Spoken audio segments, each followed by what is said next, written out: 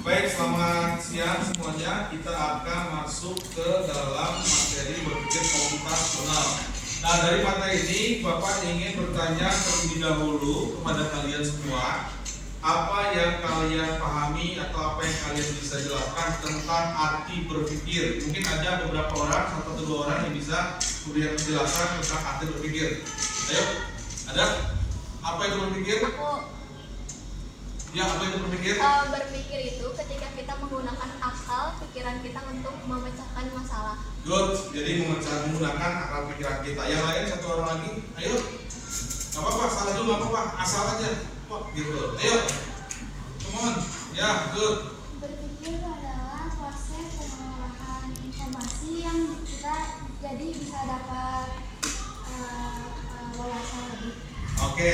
Jadi berpikir adalah sesuatu yang ada dalam pikiran kita untuk kita tuangkan dalam bentuk sebuah informasi. Lalu kemudian ketika kita bicara tentang komputasional, menurut kalian apa yang kalian pahami tentang komputer? Dua orang saja. Ayo. Komputer kenaon? Ayo, tegang. Komputer adalah apa yang kalian ketahui? Lah, kan salah. KM mana? KM itu. Mana? Ayo. Siapa? Kamu deh. Apa itu komputer? Ini. Ya. Komputer adalah alat untuk mencari informasi mengenai barang-barang atau informasi tertentu yang seseorang. Oke, komputer adalah suatu alat yang bisa digunakan oleh manusia. Oke, kemudian yang laki-laki kamu apa deh? Tuh kamu, ya. Main tunjuk, pokoknya yang namanya. Yuk. Internet apa?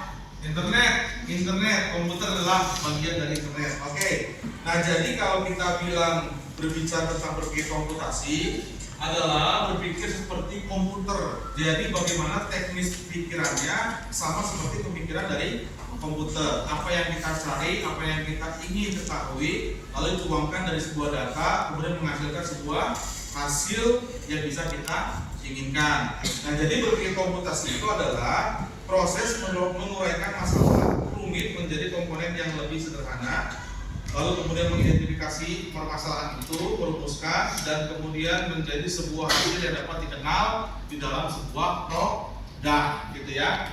Kemudian kenapa harus kita memiliki konsep berpikir komputasi?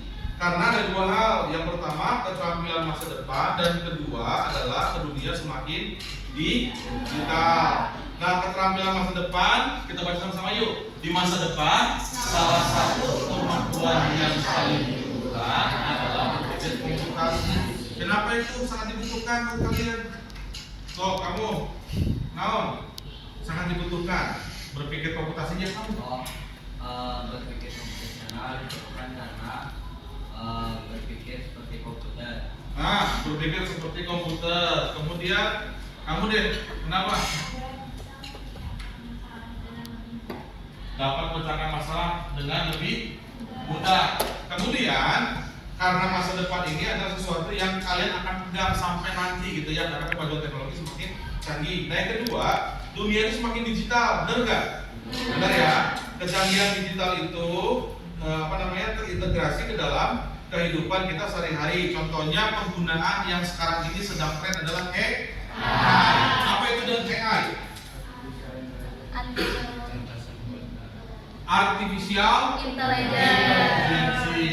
Lalu apa yang kalian tahu tentang AI? Apa? Perplexity. Hah? Perplexity. Apa itu? Kayak buatan.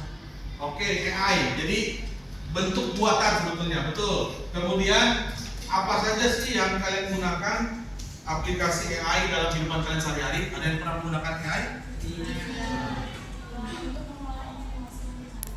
Oke, mengolah informasi. Contohnya apa aplikasinya? ChatGPT, itu sama lagi? Kemudian? Hah? Apa? AI? Meta AI, terus? Cici, terus apa lagi? Gemini. Canva juga ada AI-nya nggak?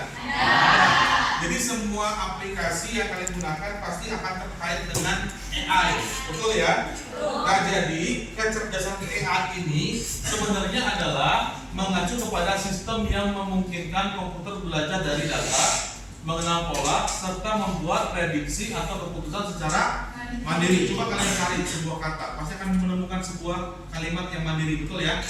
Itu menjadi sesuatu yang kalian inginkan. Lalu kemudian karakteristiknya apa? Yuk baca sama-sama. Satu, kecerdasan apa? AI, bukan kan?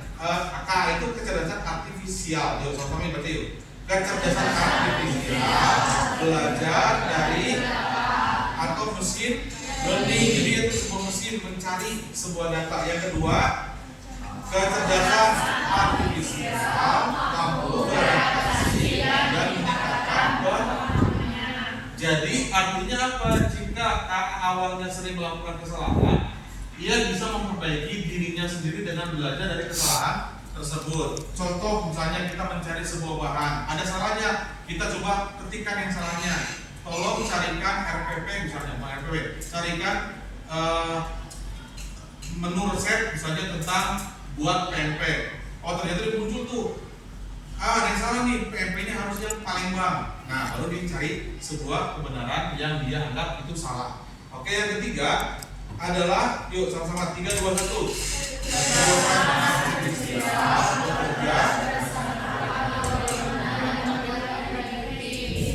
Jadi bekerja dengan aturan dan langkah-langkah matematis. Nanti kita akan belajar ada 4 ya. Yang pertama dekomposisi, abstraksi, terus apa lagi pola dan algoritma. Nanti kita akan ke sana. Lalu yang keempat apa? 3, 2, 1. Mampu mengikuti pola dan membuat keputusan matematis. Nah, menurut kalian kecerdasan artifisial dengan kecerdasan manusia mana yang lebih baik? Kenapa? Karena manusia kalau listrik padam tetap jalan. Kalau AI listrik padam ikut mati, sehingga apa? Datanya tidak dapat diterima dengan baik. Jadi AI itu adalah sebuah kecerdasan buatan yang dibuat oleh manusia. Gitu. Nah, kapan AI akan atau teknologi itu akan hancur? Ketika listrik nggak ada, betul ya? Jadi itu yang lebih baik. Kemudian kalau kita lihat sini ada beberapa komponen, yuk baca sama-sama yuk.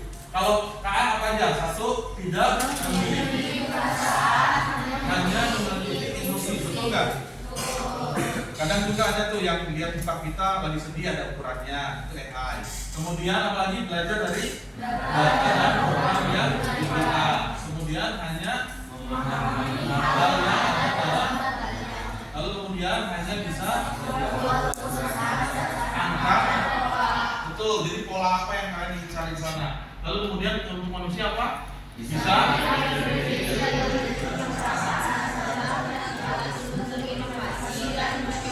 ide baru, kemudian bisa belajar banyak hal yang berbeda dan beradaptasi dengan. Dan berikutnya bisa, kemudian bisa nilai moral dan etika. Jadi ada alur etikanya di dalamnya. Lalu ada beberapa hal yang kalian harus perhatikan bahwa kecerdasan artifisial itu tidak selalu benar, harus dicek dan dicek kebenarannya. Jadi jika KA diberikan data yang salah atau tidak cukup banyak, maka prediksi juga akan salah. Misalnya bagaimana tanggapan tentang gempa tektonik yang ada di Lembang? Kalau datanya salah itu akan salah. Tiba-tiba orang udah mulai kabur, besok mau gempa gitu. Padahal datanya tidak seperti itu. Nah kemudian untuk prinsip kerjanya kalian akan mencari data, kemudian prosesnya adalah mengambil data, lalu keluarannya adalah prediksi hasil dari keputusan yang akan kalian terima merupakan data, hasilnya adalah berupa karya seni. Nah itu adalah prinsip kerja dari kecerdasan artifisial. Nah dengan kecerdasan artifisial ini memiliki 4 komponen yang akan kalian pelajari. Yang pertama apa? Dekomposisi. Yang kedua, yang ketiga, yang keempat, algoritma. Nah ini adalah satu atau bagian dari 4 poin yang akan kita pelajari.